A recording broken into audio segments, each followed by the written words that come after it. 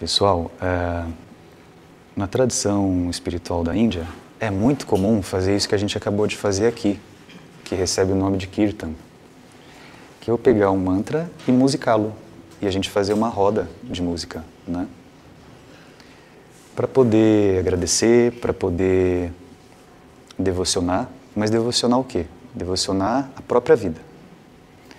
Esse canto que a gente fez de Arunachala, vocês sabem o que é Arunachala? Tem a ver com o nosso papo aqui de hoje também. Arunachala é uma montanha, uma colina que existe na Índia, no sul da Índia, e que é considerada a casa de Shiva. Para algumas pessoas, a própria montanha é a personificação de Shiva. Por quê? Porque uma montanha, na própria tradição indiana, ela sempre foi o símbolo de elevação de consciência. Uma montanha é a terra querendo alcançar o céu. Se você transplanta essa metáfora para nós, o que seria a terra querendo alcançar o céu? É um nosso aspecto mais o quê? Mais denso, mais minerálico, terreno, pesado, numa busca incessante de querer alcançar o céu. Só que a visão da espiritualidade indiana, por exemplo, sobre o que é céu, é que o céu não é um lugar físico. Onde é que está o céu? O céu está aqui dentro. Às vezes eu me coloco no meu céu, às vezes eu me coloco no meu inferno. Então o céu é a gente que se leva ao céu. É um espaço psicoemocional dentro da gente. Então a montanha tem esse símbolo. A montanha é o símbolo da elevação da consciência. Eu querer buscar incessantemente aquilo que é mais amplo, aquilo que é mais elevado, aquilo que é mais luminoso, né? Então, Arunachala é essa montanha que existe no sul da Índia, é um lugar de peregrinação mundial. As pessoas vão para lá porque é a casa de Shiva. E Shiva, por sua vez, acho que vocês sabem, que é um personagem mitológico indiano que simboliza o poder de transformação, o poder de ressignificação, o poder de queimar no fogo da sabedoria aquilo que eu não sou. Isso é Shiva. Ou seja, é o próprio símbolo da evolução. É o próprio símbolo do aprimoramento constante.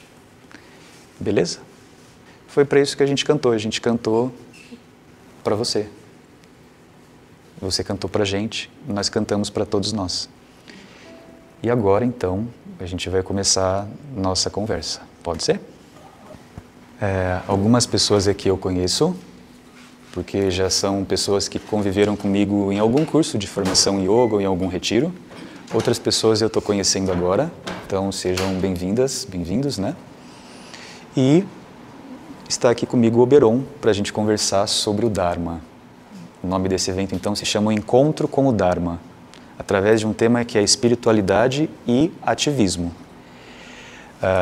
Oberon perguntou ali para mim logo no início se a gente estabeleceria alguns tópicos, um roteiro para a conversa.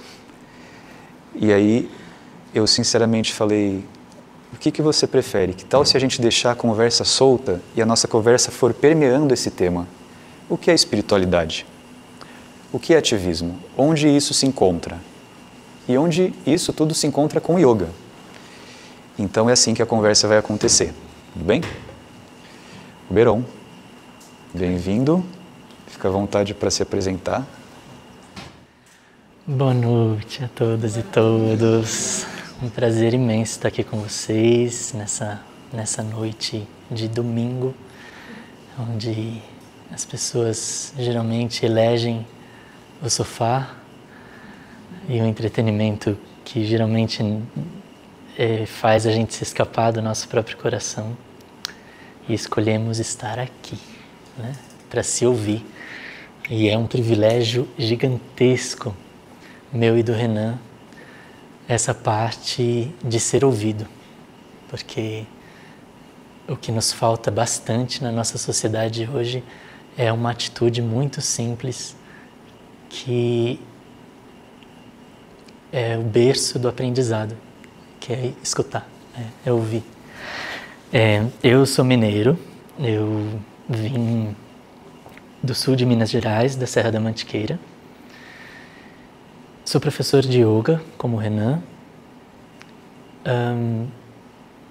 coordeno uma formação também, como o Renan. Sou careca, como o Renan.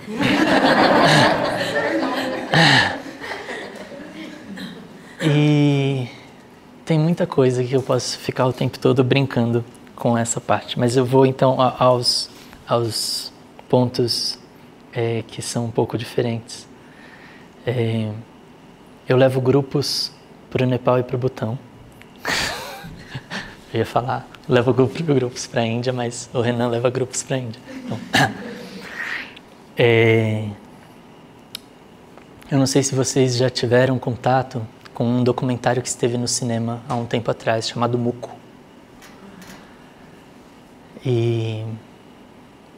Então, eu produzi esse documentário, dirigi esse documentário, e o documentário conta bastante do que me move e que a gente vai entrar em algum momento nesse tópico também para falar do Dharma.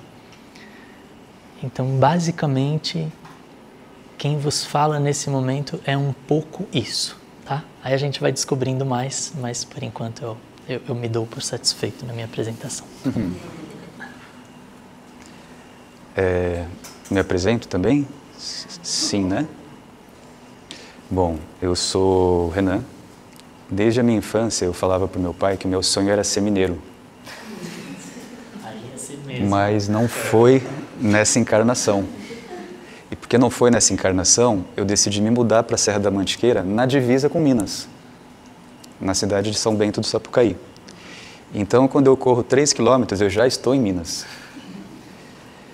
Mas, antes de chegar em São Bento, eu nasci aqui do lado em Mogi das Cruzes, numa cidade que fica a 1 hora daqui de São Paulo, né? Bem pertinho. E, aproximadamente 15 anos atrás, eu comecei a praticar Hatha Yoga. Só que 15 anos atrás, isso era 2010, para mim, yoga era apenas uma educação física, né? Só que, paralelamente a isso, eu já estava estudando bastante alguns caminhos espirituais, como, por exemplo, a antroposofia. Não sei se todo mundo conhece, mas é uma ciência espiritual de onde surge a pedagogia Waldorf, que foi um austríaco, filósofo, poeta, que elaborou essa ciência espiritual. Então eu comecei a dar aulas nas escolas de pedagogia Waldorf, dava aula de filosofia e de geografia. Por incrível que pareça, a minha formação é geografia. Então meu sonho era sempre ser professor, trabalhar com educação. Assim foi durante um tempo, até que eu utilizei a geografia para trabalhar em órgãos do governo. Então eu trabalhei na Secretaria do Verde e Meio Ambiente de São Paulo, trabalhei na Secretaria da Cultura de São Paulo, sempre com projetos culturais, ambientais e tal, né? Até que chegou um momento em que eu fui fazer um trabalho, um projeto para a ONU. E um projeto na Palestina. Então eu passei um tempo da minha vida na Palestina, 2014, 2015, há 10 anos atrás exatamente, né? E aí lá eu era um observador de direitos humanos. Então eu relatava para a ONU, para a Unicef, os desvios e as violações de direitos humanos que a colonização israelense trazia para o território palestino, né? Que é uma colonização ilegal desde 1967, embora não falem sobre isso para a gente na televisão. E lá eu fiquei. E lá eu fui me deparando dia a dia com acontecimentos bem pesados, né? Até que exatamente há 10 anos atrás, em agosto de 2015, eu fui a testemunha de um episódio muito triste e pesado que aconteceu, que foi o assassinato de uma jovem palestina de 18 anos, que aconteceu na minha frente. Então, 2 soldados israelenses fuzilaram ela com 10 tiros. E aí, precisou haver um super esquema da própria ONU e da Embaixada Brasileira para que eu saísse de lá, escondido, com um nome falso, no dia seguinte, para voltar para o Brasil. Porque o exército israelense queria fazer o que comigo? Não me deixar sair, né? Então eu consegui voltar para o Brasil com um nome fictício no passaporte, né? E aí cheguei no Brasil e fiquei um tempo com trauma, durante 3 meses, né? Sonhando com soldados e tal. Até que caiu na minha mão um livro que vocês conhecem bem, que é a Bhagavad Gita. Esse livro que eu já tinha lido, porque eu já estudava yoga e antroposofia e tudo mais. Só que quando me caiu na mão esse livro, nesse momento, fez cabimento. Eu passei a entender o porquê que eu tive que passar por aquele processo todo na Palestina, né? Entendi também por que que existe um movimento nos bastidores muito sofisticado que coloca dois povos de mesma origem um contra o outro. E aí quando eu li a Bhagavad Gita, que é a principal escritura espiritual da Índia e do Yoga, eu falei, uau, eu vou me retirar do trabalho na ONU, do trabalho no governo, vou me retirar do movimento político, digamos assim, e vou dedicar minha vida apenas ao yoga. Então foi assim que eu chego ao yoga. De 10 anos para cá, minha vida foi transferida integralmente ao yoga, né? Porque eu acreditava que uma mudança na sociedade que a gente tanto almeja, mais justiça, mais igualdade, mais amor, mais compaixão, mais fraternidade, só viria se a nossa consciência, enquanto ser humano, fizesse o quê? Se elevasse, né? Então, existe um livro que está aqui do meu lado, chamado A Síntese do Yoga, de Sri Aurobindo, que me caiu na mão também naquele tempo de Palestina, e que tem uma frase que Sri Aurobindo diz: Yoga é a condução da natureza inferior do ser humano para a sua natureza superior. O que significa isso? A nossa natureza inferior ser conduzida por uma natureza superior. Significa a mesma simbologia que eu vou trazer aqui e já vou passar a palavra para o Oberon. Imagina que aqui na minha mão, ó, isso aqui é uma flor, tudo bem? Um botão de flor, de rosa, ele está fechado, ele está confinado, ele está oprimido. E esse botão de flor, embora esteja confinado e fechado, já está guardando ali dentro dele o quê? Toda a potencialidade do que vai vir a ser aquela flor, aquela rosa. O cheiro da rosa já existe antes do botão abrir. A textura, a cor já existe antes dela abrir. Então existe uma potência ali esperando para se expressar. Só que aquela flor, ela só vai conseguir abrir, as pétalas só vão se abrir quando aquele vegetal fizer o quê? Entrar em contato com a luz. Se aquela flor não entra em contato com a luz, ela não consegue abrir. É preciso haver luz. Só que com o ser humano é a mesma coisa. O ser humano tem uma potência dentro de si, que só consegue abrir e se expressar se o ser humano se colocar em contato com a luz. Onde é que é essa luz? É fora. Essa luz está onde? Onde é que eu compro essa luz? Eu vou no mercado e compro essa luz? Eu vou na mercearia, no armazém e compro essa luz? Não. Assim como a flor, ela está em você, está dentro de você. E yoga, para o ponto de vista de Sri Aurobindo e talvez para o meu também, é isso. É a gente aprender a se colocar em contato com essa luz que nos abre e que faz com que a gente consiga expressar a nossa potência máxima. Só que expressar essa potência máxima para quem? Para mim? Para minha mãe? Para o meu pai? Não. A flor não faz isso. A flor, quando ela se abre, ela realiza o ser dela onde? O abrir da flor é um símbolo do quê? De uma entrega total. Vêm as abelhas beber daquela fonte, vêm os insetos beber daquela fonte. Aquela flor, quando abre, ela tem algo para entregar a benefício do mundo. E quem passar por ela vai colher desses benefícios. Através de um aroma.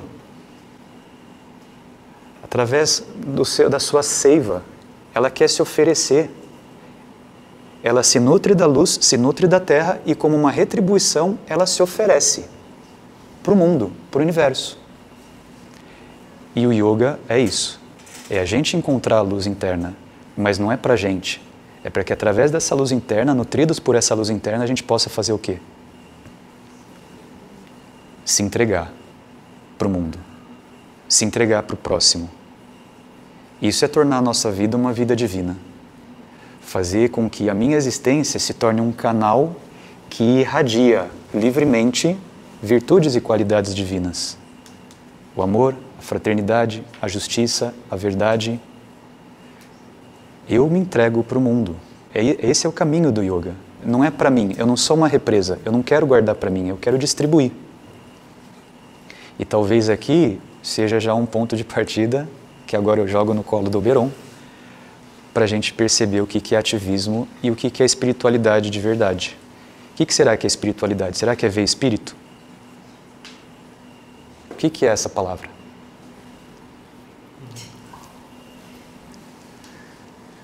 Eu gosto muito de estar com quem vive. Eu acho esse um privilégio e faz com que o conhecimento ele ganhe uma substância, e quando a gente se permite escutar de quem vive, parece que o caminho lá para onde precisa ser escutado é outro.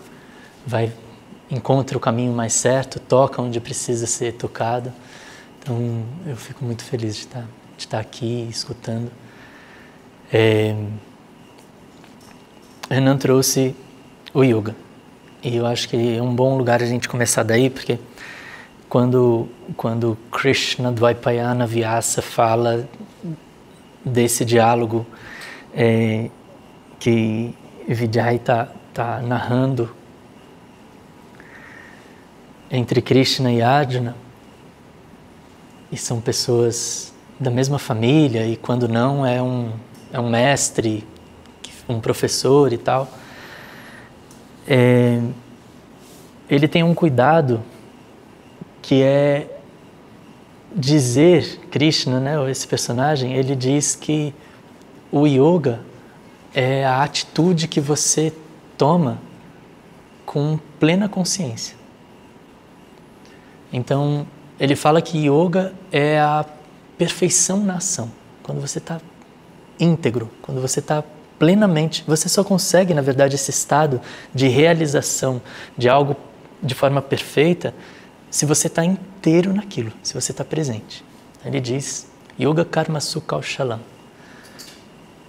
que é basicamente isso, né? A flor, ela não tem nenhuma pretensão. E o que ela faz, às vezes, muda o dia de uma pessoa, às vezes muda a semana de uma pessoa. A pessoa nunca recebeu uma flor. Ela recebe uma flor e esse encantamento pode transformar. Por quê? Porque, na verdade, o estado que a planta chegou para se tornar flor, a gente pode dizer que foi um processo yoga enquanto metodologia, e a flor em si, o desabrochar da flor, é o yoga enquanto meta, né? A flor é a iluminação da planta, a hora que ela chega no estado de graça dela. E aí ela oferece tudo de graça, ela exala a graça, ela tem o néctar dela. Então, reconhecendo aí yoga enquanto, a gente não precisa nem usar a palavra yoga, mas entendendo que a maior aspiração, nosso maior feito aqui encarnado, que a gente pode entender como espiritualidade, é a gente fazer as coisas de forma íntegra, inteiro, e sem o egoísmo por trás daquela ação. Isso é muito espiritualidade, muito. Na verdade, eu arrisco dizer, e agora eu vou assumir esse erro, se for, tudo aquilo que a gente estuda na teoria, os mantras que a gente canta, a preocupação que a gente tem com o lado de lá, as orações que a gente lança para o lado de lá, os ritos que a gente tem para ter méritos, acumular méritos. Eu tenho o maior respeito, então escutem com carinho o que eu vou dizer, tá? É um pouco uma necessidade que a gente tem é um pouco uma necessidade de se sentir em dia, egoisticamente, de se sentir em dia com algo que a gente não consegue perceber, um juiz que a gente não tem acesso. Mas a gente faz, mesmo sem saber, porque a gente acredita. Então existe uma fé. E aí eu fazendo, mesmo sem saber o que acontece, eu me sinto em dia porque eu fiz. E às vezes eu passo bastante tempo nisso. Às vezes eu faço bastante coisa para esse invisível. E aqui o meu risco em estar falando, e eu peço novamente que escutem com carinho, é que a espiritualidade, ela não demanda nada disso.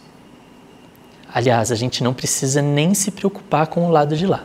Se você estiver fazendo bem feito, o que você pode fazer aqui, e o que os seus sentidos podem alcançar aqui, não precisa pensar em nada extrasensorial, nada invisível, nada oculto. Se você estiver fazendo desde o seu coração, de forma íntegra, com presença, com estado de presença, pode ficar tranquila, tranquilo, que já está garantido o lado de lá. E você não precisa perder nenhum minuto da sua vida nas suas flutuações mentais, pensando nas crenças que você não consegue testemunhar do campo oculto.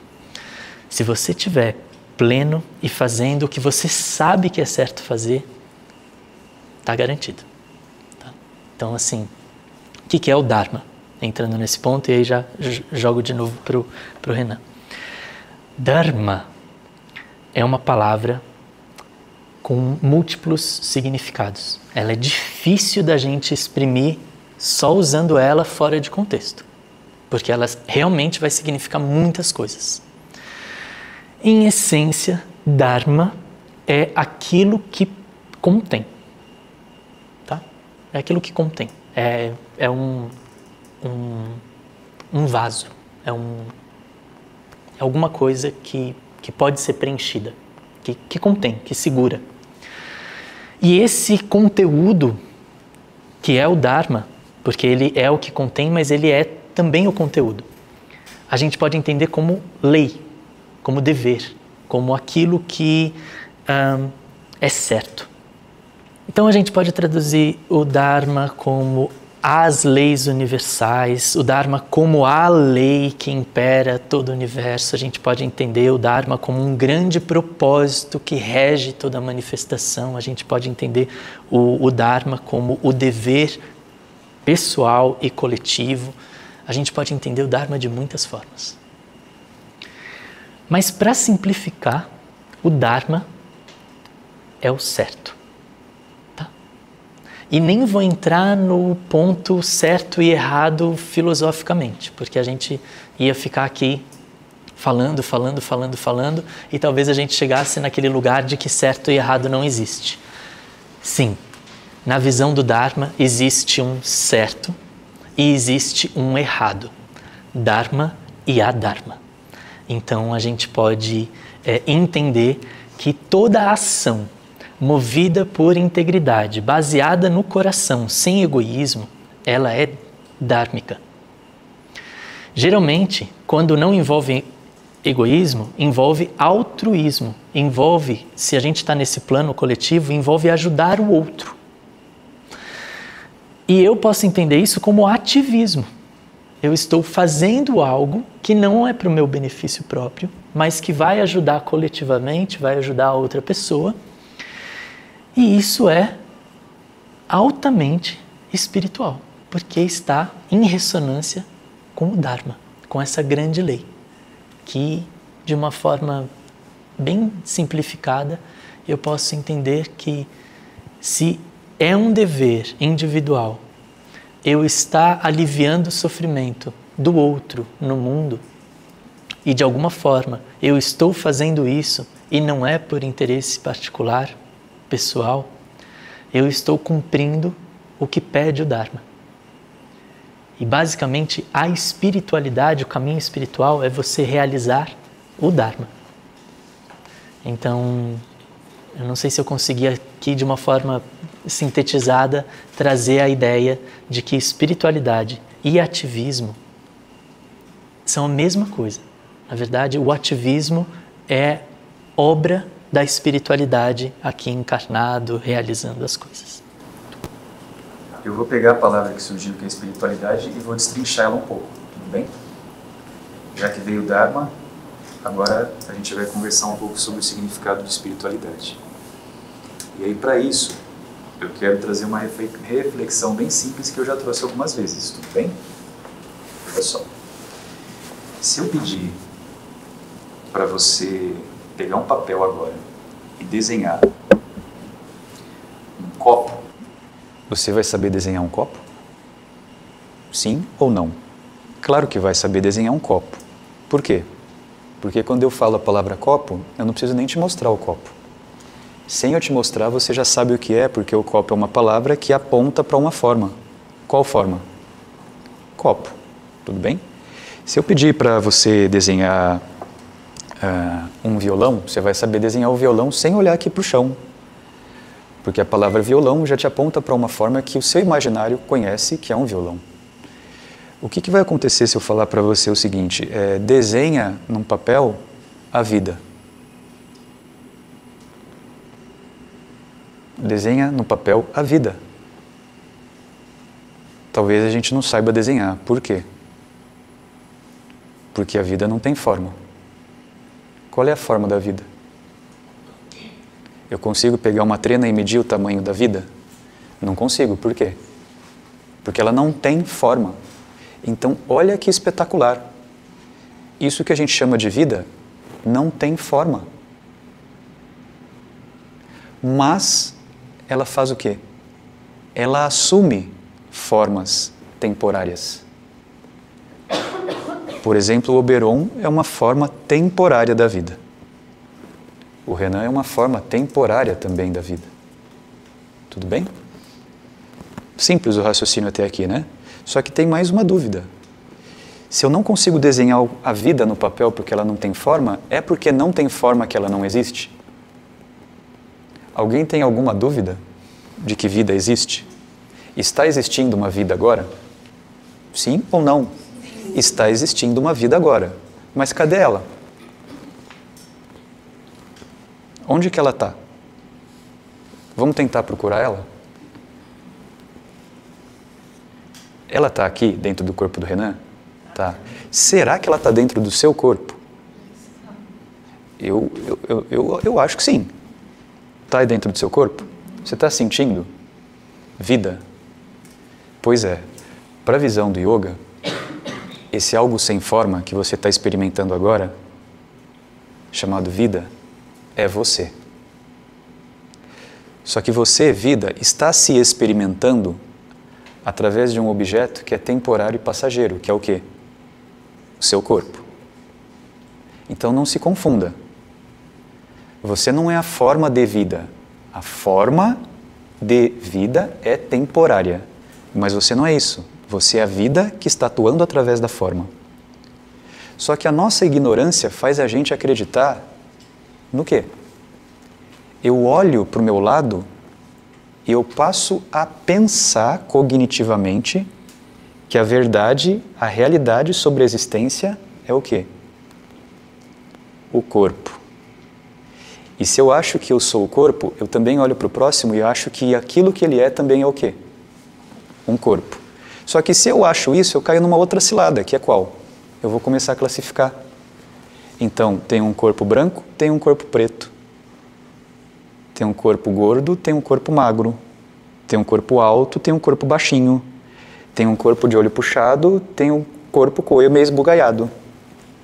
E eu vou começando a classificar. Se eu vou começando a classificar, eu vou começando a fazer o que também? Fatiar e dividir. Fatiar e dividir, e separar. Isso é uma vida de ego. O ego é também uma capacidade de percepção que eu tenho sobre a vida, em que eu olho para a vida e eu não consigo enxergar a vida, eu só enxergo o quê? As formas de vida. Que sim, as formas estão separadas, aparentemente. Isso é uma visão de ego. E essa é uma visão muito limitada. Por que é limitada? Porque eu só consigo colocar o foco naquilo que aparentemente está fazendo o quê com a gente? Separando. Então eu enxergo o mundo através de separatividade e através de limitação. Essa é a nossa natureza inferior egóica. Só que existe uma natureza superior, luminosa em nós, que está esperando para se expressar e acontecer, que é uma camada da nossa mente, uma camada da nossa consciência individual, que consegue olhar um pouco mais além.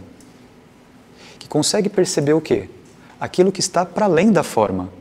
E olha como não é difícil enxergar para além da forma, não é nem um pouco difícil. Por exemplo,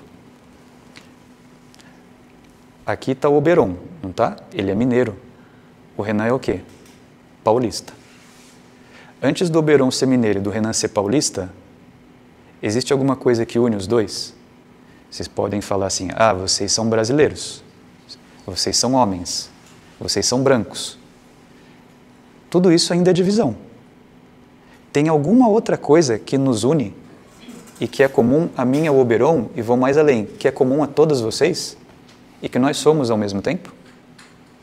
O quê? Vida. Nós somos vida. Alguém tem alguma dúvida de que você é a vida? Alguém tem alguma dúvida de que alguém aqui não seja a vida? Alguém aqui não é a vida?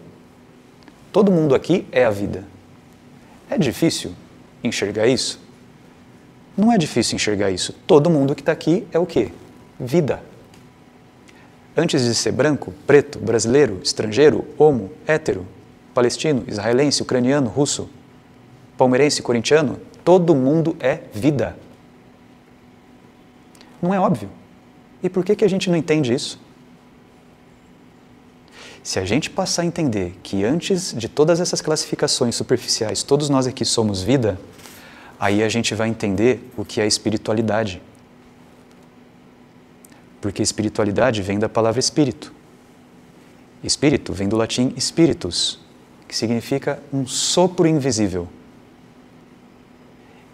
O sopro invisível, esse sopro que não tem forma e que anima os corpos diferentes, um sopro invisível que anima o corpo do Oberon, outro sopro invisível que anima o corpo do Renan e anima o seu corpo. Esse sopro invisível, espíritus, é o que é você. Então, olha que curioso, a palavra espírito, a gente naturalmente associa no Brasil com o espiritismo kardecista. Mas essa palavra existe muito antes. E ela significa simplesmente o quê? Um sopro invisível. É a própria vida. É a própria consciência divina que está atuando agora no teu corpo. Isso é o espírito. Ou seja, tudo é o espírito. Não existe nada que não seja o espírito. Até aquela pessoa que a gente não gosta é o espírito. Sabe? Aquela que a gente não gosta é o espírito. Até os animais que são assassinados em série, para que a gente obtenha prazer do paladar, são espíritos, são vida. E é daí que vai surgir o princípio do yoga chamado ahimsa, a não violência, o não causar danos, o não causar prejuízo para uma outra vida. Porque, na verdade, aquela outra vida não é uma outra vida. É o quê? É a vida. É a vida. Qual? A única que existe. A única vida que existe e que se manifesta através de formas de vidas diferentes. Então, toda essa diversidade aqui é fruto de uma mesma vida, de um mesmo espírito. Quando eu compreendo isso, sabe o que os indianos vão dizer? Você está em yoga. Os indianos trouxeram uma palavra para isso, a palavra yoga. Yoga, que significa união, comunhão, é quando eu estou unido com essa realidade divina, minha, sua e de todos nós. A palavra yoga, como eu sempre costumo trazer para vocês, não significa união, porque é eu unir o joelho na cabeça, agora eu estou em união. Eu uni o pé na nuca, agora o meu pé está unido à minha nuca. Não. É eu me perceber unido a todas as formas de vida existentes. Porque somos a mesma existência. Isso é yoga. Isso é sinônimo de espiritualidade. Só que a questão é, será que quando eu chego a essa compreensão, as minhas ações no mundo mudam? Será que se eu chegar a essa compreensão profunda sobre isso que eu sou, que nós somos ao mesmo tempo, a minha ação, minha atividade no mundo muda? Muda. Por que muda? Porque a partir de agora, como eu entendi que eu não sou apenas esse indivíduo, eu sou a existência total, as minhas ações no mundo vão ser ações que visam o benefício não apenas do Renan. Mas qual o benefício? De todos os seres. Então não existe possibilidade de espiritualidade enquanto eu não romper, não superar essa visão de ego bem limitada, bem superficial, que faz com que eu haja apenas para a minha pessoa. Imagina o que seria das nossas vidas se a gente agisse apenas para a nossa pessoa. O quão pobre é isso? Eu me materializei num corpo para agir apenas para a minha pessoa, apenas para o meu benefício. É muito pouco. É muito pouco. Eu quero mais. Então, olha a relação de yoga, que é você compreender a realidade divina de todos os seres, porque aí você compreende que tudo é espírito, então as suas ações se tornam mais coletivas, fraternais, altruístas, amorosas. E é daí que vem a relação entre espiritualidade e ativismo. Pessoal, não tem como eu entrar em yoga e não sentir empatia por alguém que sofre. Entendem isso? Se eu estou em yoga, a empatia é algo natural. O querer aliviar o sofrimento do próximo, seja humano ou não humano, é algo natural. Não tem como separar. E aí quando eu estou em yoga, compreendo o que é espiritualidade, eu não sou bonzinho porque eu tenho que ser. Lembram quando a gente era criança, a mãe e o pai talvez falassem, você tem que ser bonzinho. Por quê? Porque sim. Você tem que ser justo. Por quê? Porque sim. Você não pode roubar. Por quê? Porque não pode. Você não pode mentir. Por quê? Porque não pode. E a gente tentando se forçar a ser bom, se forçar a ser justo. Quando a gente entende o que é espiritualidade e yoga, é uma chance que a gente tem, uma oportunidade da bondade brotar naturalmente, tal qual brota a flor. Da justiça, da verdade, o compromisso com a verdade brotar tal qual brota a flor. Como? Naturalmente, sem precisar ter que. Né? E isso tudo é o Dharma. E aí, para concluir e passar a bola para o Beron, a gente trouxe essa noção de Dharma ser algo correto, né? Só que aí vou trazer uma outra reflexão. Imagina que eu sou uma pessoa cuja profissão eu sou um criminoso. E minha profissão é crime organizado. Tudo bem? Essa é a minha profissão. Eu sou perito especialista em crimes organizados. Então, cometer um crime organizado é o correto para mim? É o correto para mim. Mas na Gita está dizendo que yoga é a ação correta. Então, se eu sou um criminoso, a ação correta é eu cometer crime? Mas é o que me faz sentido, eu sou um criminoso. Então, o que é a ação correta? E vou um pouco mais além. Imagina que eu sou um criminoso e eu começo a praticar Hatha Yoga. Se eu começar a praticar Hatha Yoga, o que vai acontecer com o meu corpo? Ele vai ficar mais forte, mais vigoroso. Se eu começar a praticar meditação, a minha mente vai ficar muito mais concentrada, muito mais afiada. Eu vou ter domínio sobre minhas emoções. Então, consequentemente, eu serei um criminoso muito o quê? Muito melhor. O meu crime que já era organizado vai ficar mais organizado ainda. E aí eu, criminoso, talvez diga, a minha vida é espiritualizada. Eu tenho espiritualidade na minha vida porque eu pratico asana, eu pratico meditação, eu canto os mantras, eu li a Bhagavad Gita, li o Yoga Sutra, li as Upanishads, li as Vedas. Então a minha vida é espiritual. Onde? Se eu sou um criminoso. Onde é que está a espiritualidade? Então olha que interessante, a espiritualidade não está necessariamente em fazer asana, em meditar, em cantar mantra, em ler a Bhagavad Gita. A espiritualidade está no karma, nas suas ações, a qualidade do teu caráter, a qualidade das suas ações. Eu posso ficar a vida inteira fazendo asana, mas o que vai dizer se eu estou em yoga, se minha vida é espiritual ou não, é a qualidade da minha ação para com o próximo, para com o coletivo. É aí que o yoga começa, apenas aí que o yoga começa. Não é na técnica, é na qualidade da minha ação no mundo. Mas o Dharma também é um conjunto de leis, lembra? E quando a gente fala dessas leis, elas trazem ao Dharma a sua direção. Por exemplo, não violência. Pronto. Aquela profissão do cara já sai. Verdade. Não roubar. A não promiscuidade ou a energia de forma não observada ou a possessividade, pronto. Aí o cara ele vai ter que reavaliar que yoga não é união, né? Yoga é autorrealização, é dar-se conta de. Então, só entrando um pouquinho no tema, é legal ouvir tudo isso que vocês estão ouvindo? Então a gente vai para a parte chata. Que eu acho que é a parte que me faz yogi, a parte chata. Né? Porque falar essas coisas, eu não sei se eu estou ajudando alguém. Porque, no fundo, todo mundo sabe isso que eu estou falando. Com outros nomes e com outras formas, todo mundo sabe.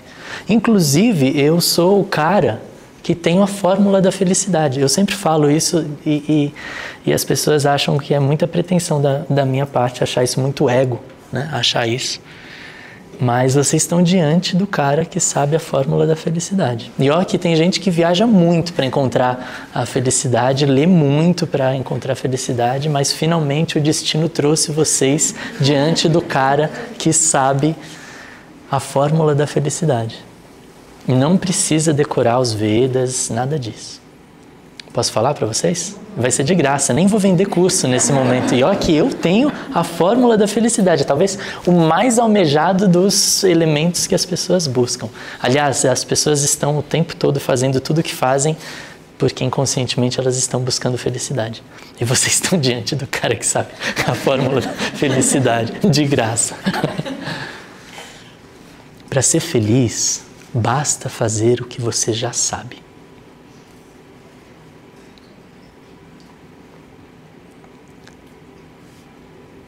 Só isso.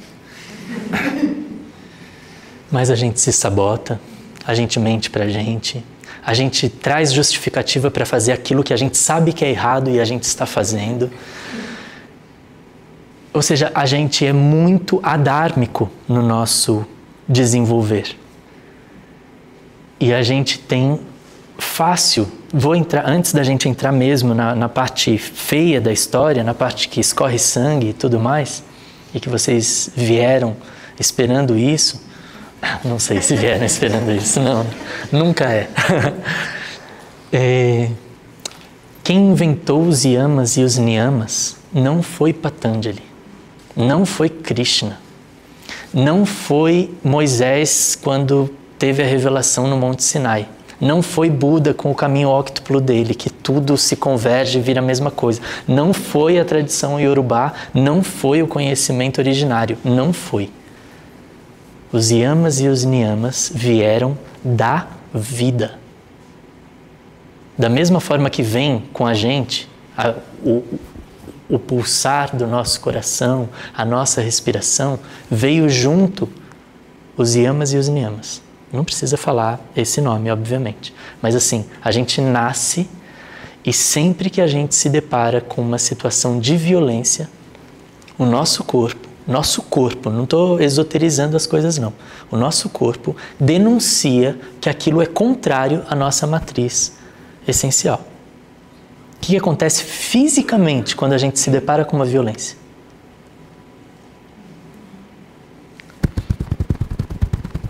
Respiração curtinha, coração bate, fico trêmulo, começo a suar. O corpo está denunciando a partir de um desconforto que aquilo é contrário à sua natureza. Ah, mas e o mentir? Mentir já é subjetivo. Não, não é.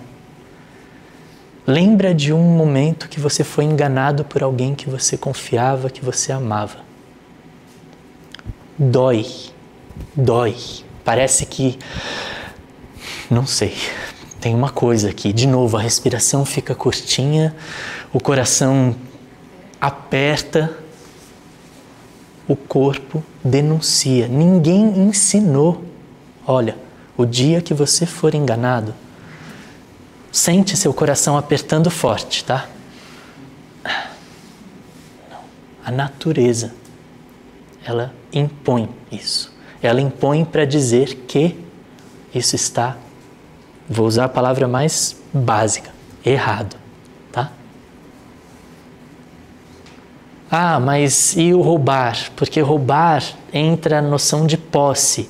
E aí a posse é uma noção muito capitalista. E se a gente sair do nosso contexto capitalista, a gente pode sair da ideia, da identificação da posse. Não. A gente cria relação com tudo. Se eu tivesse feito esse copo aqui, ele teria um valor muito maior do que um simples copo que está aqui me servindo água e que eu sou muito grato a ele. Até esse momento eu nem estava sendo tão grato a ele, mas eu precisei de consciência, agora eu sou grato a ele, né? Mas o fato é que eu crio uma relação com as coisas.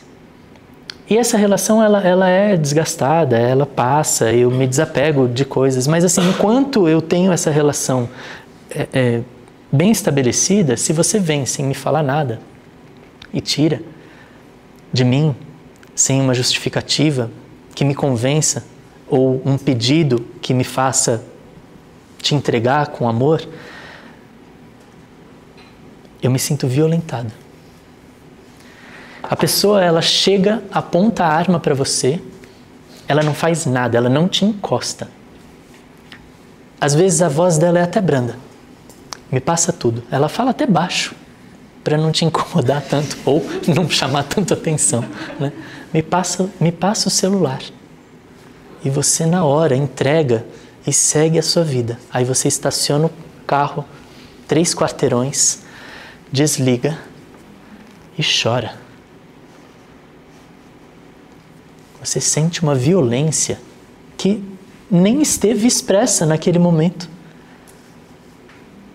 Mas a vida, a natureza, ela impõe, dizendo isso está errado. E aí eu posso ir para todos os exemplos dos yamas e dos niyamas, mas vai chegar um momento que eu vou entender que basicamente esses mecanismos internos que a gente tem, que direcionam a ética, eles estão permitindo que eu viva em coletividade.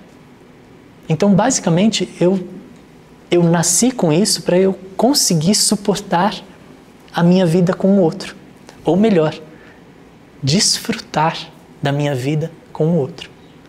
Essas leis são inerentes no ser. Por isso, todos os grandes mestres da humanidade não vieram ensinar técnicas, mas relembrar princípios. Falar o que a gente já sabe. Então, se você fizer aquilo que você já sabe, você vai ser feliz. Tá? Mas já, então, começando a mexer, o Renan trouxe a questão de respeitar, uma vez que você se dá conta de que a vida é uma entidade que atravessa você e é momentânea, e você é só um elo que vem e que vai. Na verdade, vem e vai, mas assim, a vida continua acontecendo por todos os seres que passam por ela. Existe esse lugar que é talvez a chave da espiritualidade, que é o que permite a gente sentir o outro sem ser o outro. Ainda que sejamos o outro, tá? Mas eu não quero filosofar demais. Mas assim, perceber o outro, perceber a dor do outro. E aí a gente entra num tema muito espinhoso, que é o que a gente faz no nosso café da manhã, no almoço e na janta. Que a gente está, por uma questão cultural, ignorando a possibilidade do outro desfrutar da vida. Ou seja, se manter vivo, manter-se em corpo, sustentando essa luz que é a vida. A gente naturalizou a infração daquilo que a gente sabe que é certo. A gente naturalizou que a nossa vida, tipo, uma pergunta básica assim, quem aqui gosta de ver filme que mostra a realidade da criação dos animais? Abatedouro, essas coisas. evitam.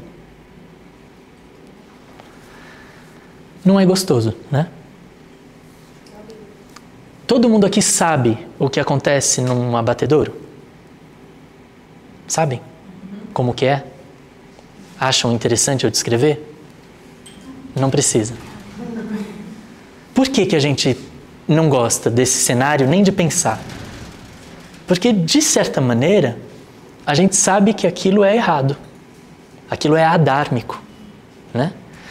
E a gente não quer participar daquilo. Então, a gente opta pela ignorância para a gente ficar bem com o nosso hábito já acostumado. Mas a gente sabe que está errado. Porque a gente está tirando o outro de vivenciar aquilo que é vida, né? E que quer tanto quanto a gente. E a gente naturalizou isso. E aí a gente confina, a gente abusa sexualmente, aí a gente vende, a gente tranca, a gente tortura, a gente mata e a gente come. Ah, mas é porque a gente é ótimo em justificar os nossos erros. A gente é muito bom nisso, muito bom mesmo nisso. A gente faz isso de uma forma tão bem feita que a gente se convence. E a gente começa a defender aquilo que a gente sabe que é errado. A gente começa a falar para o outro, né? Porque precisa de proteína, porque o animal não sente como a gente, porque a gente não chegou ao topo da cadeia alimentar para comer alface, né? Se bem que na 4ª série a gente já sabe que a gente não é o topo da cadeia alimentar. Mas tudo bem, ficamos com essa desculpa que às vezes usam.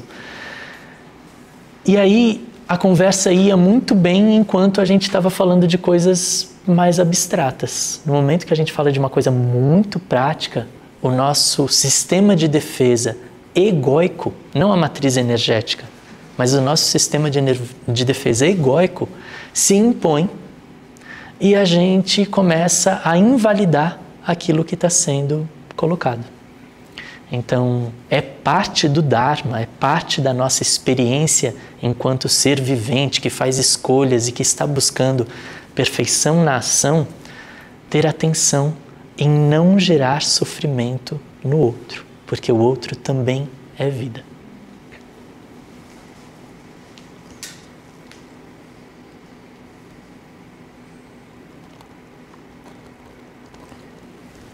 Esse silêncio é um espaço bom também para refletir sobre isso, né? Tem um livro do Eckhart Tolle, um best-seller espiritual, que acho que todo mundo já deve conhecer ou ter ouvido falar, que é O Poder do Agora. E aí, em cada parágrafo do livro, quando o parágrafo termina, ele coloca um símbolozinho e ele descreve assim: quando você encontrar esse símbolozinho, ele significa que é para você silenciar um pouco e deixar a alma absorver tudo o que foi dito nesse parágrafo aqui. Então, vejo que a gente, inclusive, poderia parar por aqui com esse silêncio, sabe? Porque a reflexão que o Oberon agora traz é bem importante. Porque chama a gente para o quê? Convida a gente para o quê? Convida a gente para entender o yoga de forma mais profunda através daquilo que é chamado de Karma Yoga.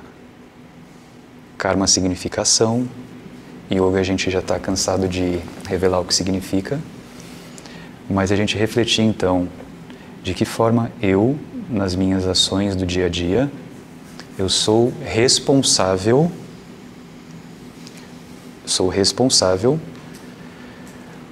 pela consequência do que a gente vê na sociedade. Porque a gente, por exemplo, a gente tem um hábito muito interessante também, que é a gente quase que todos os dias reclama de alguma coisa. Não sei se vocês perceberam. Se a gente parar para observar, diariamente tem algo do que a gente reclama. E talvez uma dessas reclamações do nosso dia é: a sociedade é tão ruim, a sociedade é tão injusta.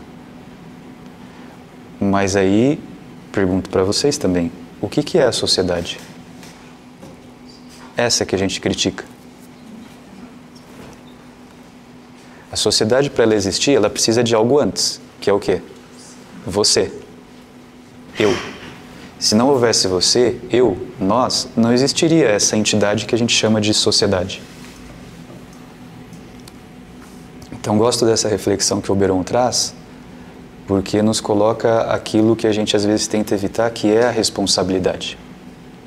E responsabilidade é uma palavra muito interessante, né? Porque é a habilidade de responder.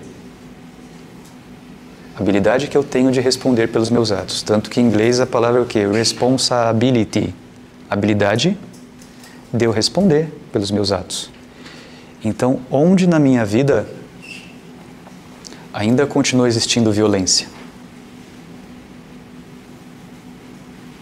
Onde na minha vida ainda pode ser geradora de violência ou de algum dano ou de alguma agressão? Aí a gente começa a pegar isso que é chamado de yoga, de dharma, que cada pessoa vai ter uma definição, e trazer para onde? Para a terra, para coisa prática, para o agora, né? Então, essa é uma reflexão que talvez seja interessante a gente ficar. Onde na nossa vida ainda existe violência? Onde na nossa vida ainda existe a mentira? Onde na nossa vida ainda existe o roubo? Não apenas de coisas materiais, eu roubar um copo, mas eu roubar o quê? Roubar a dignidade de alguém, roubar a livre expressão de alguém, roubar o direito de viver de alguém. Então eu estou seguindo aqui os yamas do yoga, né? Aquilo que é considerado a conduta ética e moral do yoga. Não violentar, não roubar, não mentir, não ser promíscuo, não abusar e não querer possuir e controlar. Onde na nossa vida ainda existe isso? Será que essa é uma reflexão importante de ser feita? Eu acredito que sim, porque se a gente tem o objetivo de estar aqui para se aprimorar e evoluir, não existe possibilidade nenhuma de evoluir se a gente não olhar para esses aspectos, né? E aí, concluo aqui trazendo uma coisa que o Oberon trouxe, e algo que todo yogi e yogini deveriam se perguntar. Por quê que os grandes mestres e mestras do yoga que pisaram nesse planeta não tinham o hábito de praticar posturas físicas e eram chamados de mestres e mestras de yoga? Por quê? Já se perguntaram isso? Deve ser no mínimo porque isso que é chamado de yoga não significa apenas fazer postura física. Yoga é uma postura interna. Yoga é uma postura interna que eu tenho diante da vida, diante do próximo. Essa reflexão é muito importante, né? Então que a gente possa perceber que a espiritualidade não acontece necessariamente se eu estou indo na igreja todo domingo. É importante ir na igreja todo domingo? Claro que é. Eu gosto de ir na igreja, às vezes eu vou na igreja. Às vezes eu vou no centro espírita, às vezes eu vou no centro de Umbanda, às vezes eu vou no centro budista, às vezes eu não vou em nenhum centro. Por quê? Porque o templo é você. O templo do divino é o teu corpo. O divino acontece através do que você pensa, do que você sente, do que você faz. É aí que o divino acontece ou não. É aí que a espiritualidade acontece ou não. Não é todo mundo que vai para os templos que é espiritualizado. Se fosse, o mundo estaria um pouquinho melhor, acredito. Mas o templo é onde? O templo é na rua. O templo é o seu corpo. O templo é o corpo da pessoa que está do seu lado. Olha a pessoa que está do seu lado. É um templo do divino. Que tal se a gente reverenciasse esse templo? Se a gente não reverenciasse apenas o Buda e Jesus e Shiva e Maomé e seja lá quem for. Eles precisam ser reverenciados e devocionados porque foram e são exemplos vivos de vida. Mas e se a gente reverenciasse também a pessoa que está do seu lado agora? Os animais, os vegetais, todos os seres. Porque eles são a própria manifestação do divino. Então, eu, da minha parte, concluo aqui, só deixando essa reflexão, que a gente consiga observar essas condutas na nossa prática, a cada respiração, né? A cada dia. Essa palavra estranha, que pode parecer para algumas pessoas, yama, além de ser uma conduta ética, é o nome de uma divindade indiana. Existe uma divindade, tal qual Shiva, Ganesha e tudo mais, chamado Yama. E Yama é a divindade da morte. Por quê? Porque é aquela divindade que nos convida a olhar para os nossos aspectos mais escondidos, para que olhando para esses aspectos escondidos, a gente possa fazer morrer aquilo que em nós precisa morrer, para que a gente viva uma vida de espiritualidade, uma vida de yoga. Então, o que em nós precisa morrer? A violência, o roubo, a mentira e tantos outras manifestações que em nós precisa morrer e que todos nós temos. Todos nós temos. O mundo vai ser talvez um lugar melhor para se viver quando a gente passar a olhar para isso. Transformar isso. A nossa natureza inferior ser transformada numa natureza superior. E a yoga.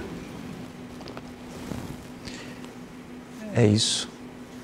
Passo para você concluir. Aí eu acho, para concluir, eu acho muito importante a gente levar em consideração que dentro da dimensão que a gente vive em vida, existem muitas diferentes dimensões. E que o que a gente faz reverbera em todas elas. Claro que na nossa condição de seres privilegiados, que somos, é importante a gente se dar conta que nós somos privilegiados, que não é todo mundo que tem a opção de num domingo à noite, por vontade própria, se deslocar e estar aqui num círculo e tal. É importante a gente se dar conta de que, às vezes, os nossos hábitos, tidos inofensivos, cotidianos e tal, eles repercutem na vida de pessoas que a gente não enxerga, que, na verdade, para a gente nem existe, porque vivem em uma outra dimensão dentro dessa experiência viva. Por exemplo, pouco se fala da violência da mulher no âmbito rural. Eu moro na roça, no meio da pecuária leiteira, e muitos são os casos silenciosos de espancamento da mulher, e ela é totalmente controlada pelo marido, porque está na roça, ela não vai até ali ou vai ligar para o disque denúncia, não, ela é totalmente subordinada àquela pessoa, aquela figura. E geralmente isso acontece especialmente em fazendas de produção de leite, onde a lida daquele cara com a vaca é uma lida que envolve um certo trato violento. Porque assim, a vaca é muito inteligente, tá? Ela é muito inteligente, ela vem pelo nome. E não é porque você está chamando um nome que vai vir todas as vacas. Vem aquela vaca. E ela tem o coxo dela. Ela não come no coxo da malhada. Ela é a rosada e ela come no coxo da rosada. Ela é muito inteligente. Abriu a porteira, ela sabe que é para ela entrar. Ela entende isso. Ela tem essa inteligência mesmo. Ela sabe, enfim, ela é inteligente, tá? Tal qual o nosso cachorro é, mesmo, tá? Tanto é que é um brutamontes e consegue fazer coisas super refinadas, super sutis. Mas ela não entende o que a gente fala. Não entende tudo. Até 50 palavras ela entende, mas ela não entende tudo o que a gente fala. Então, às vezes, o balde está ali e ele fala, chega para trás.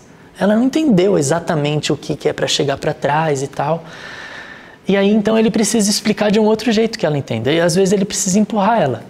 Mas isso, no nosso começo, a gente, às vezes, tem paciência quando a gente está fazendo algo com alguém que a gente não conhece. Ou alguém que não conhece aquilo que a gente está querendo ensinar. A gente tem paciência. Mas depois de um ano, fazendo todos os dias, a gente perde a paciência. Então a gente já não fala, a gente dá um tapão na cara da vaca. Empurra ela com força. Se ela ainda não compreendeu, a gente pega alguma coisa que machuque ela. E assim passa a ser a minha linguagem com ela, para ela entender de forma rápida. Então eu bato nela. Essa sensibilidade que eu carrego internamente, de sentir a dor do outro, eu começo a matar. Porque se eu faço isso todos os dias com a dor do outro e banalizo a dor do outro, eu começo a deixar de sentir a dor do outro. Quando a minha mulher teima comigo, a minha resposta vai ser aquela que eu treinei todos os dias. E aí eu vou ter a minha mulher cheia de hematoma, às vezes morta, feminicídio, porque existe uma demanda de pessoas privilegiadas que conversam sobre machismo, sobre a violência, sobre relacionamento tóxico e tal. Pessoas assim, sabe, que têm a possibilidade de refletir a vida, mas está lá comprando queijo, está lá tomando iogurte e está financiando aquela relação, aquela vida. Então, assim, eu posso falar de trabalho análogo à escravidão, eu posso falar de expropriação do ambiente rural, eu posso falar de um monte de causas de seres humanos mesmo, e que eu sou financiador, com o meu hábito cotidiano de consumir algumas coisas. Mas eu também posso falar da Palestina. Eu posso falar do meu posicionamento. Eu posso falar de várias coisas que estão aqui no meu alcance. Eu passo muitas horas, sabe? Vendo bobagem e dando like para coisas que não têm nenhuma importância. E aquilo que não tem importância é uma atitude que eu tomei. Mas eu posso usar aquele espaço como ação correta, né? Então, a gente vai abrir, né? Para vocês comentarem, perguntarem. Não sei, tem pouco tempo. É. Mas a gente pode abrir para 1 ou 2 no máximo? Certo.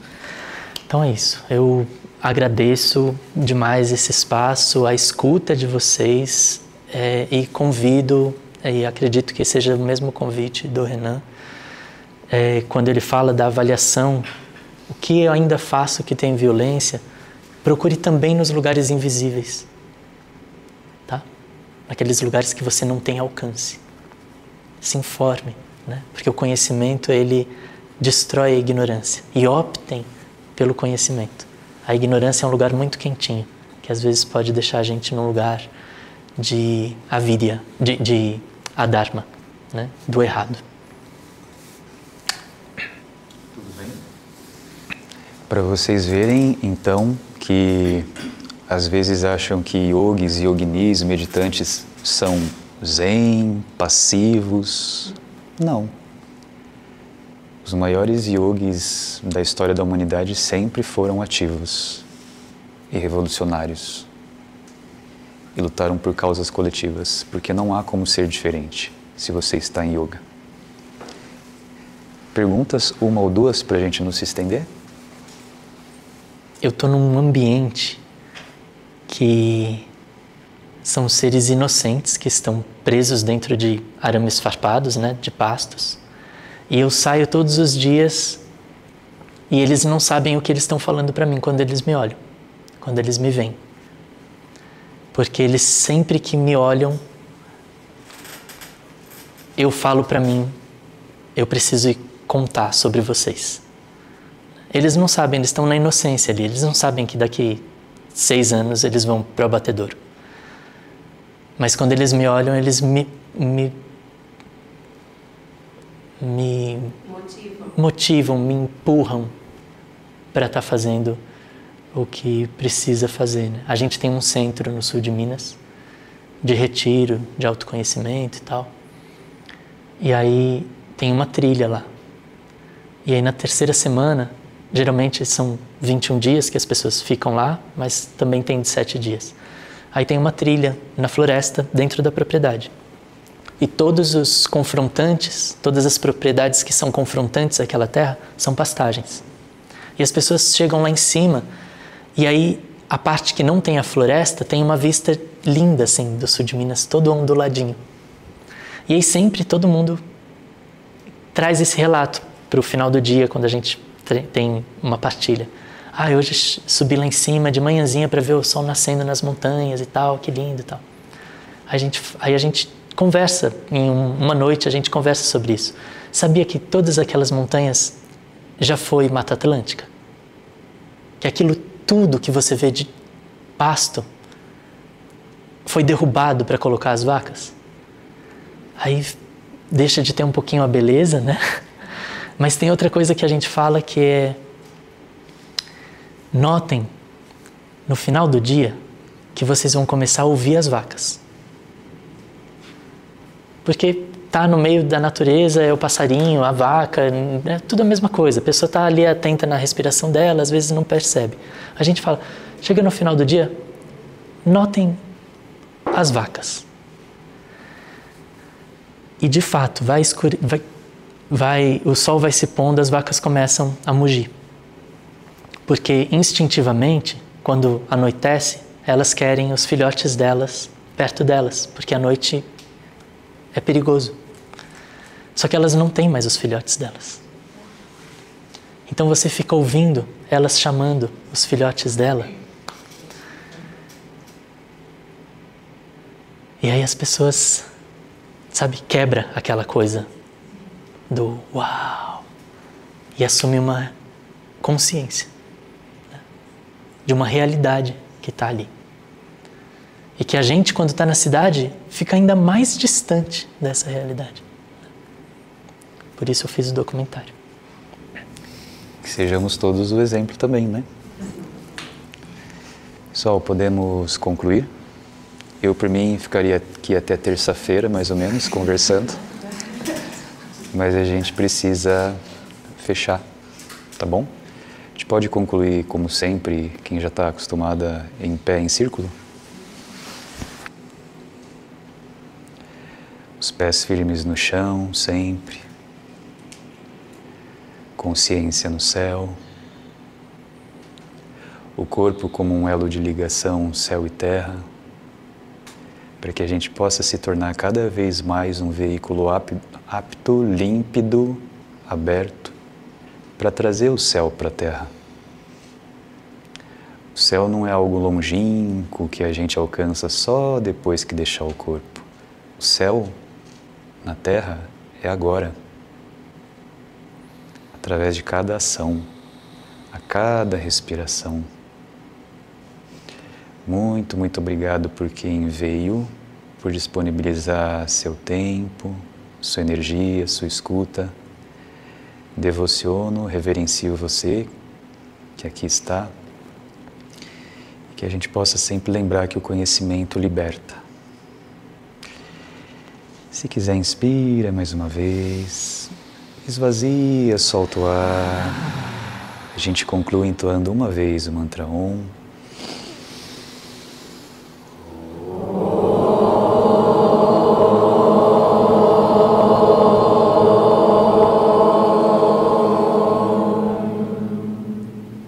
Que sejamos a paz nos pensamentos, a paz nas palavras, nas emoções, nas ações. Namastê.